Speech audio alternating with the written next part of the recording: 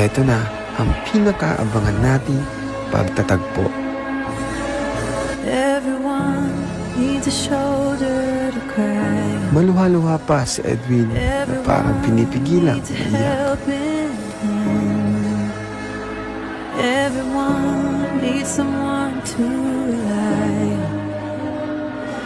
Yes, everyone. At dumating na rin ang kanilang stepdad na makikita natin sobrang lapit din sa kanila.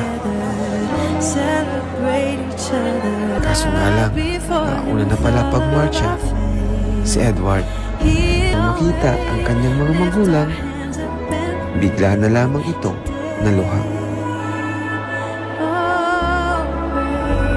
Actually, ngayon ko lang sila nakitang umiyak ng ganito.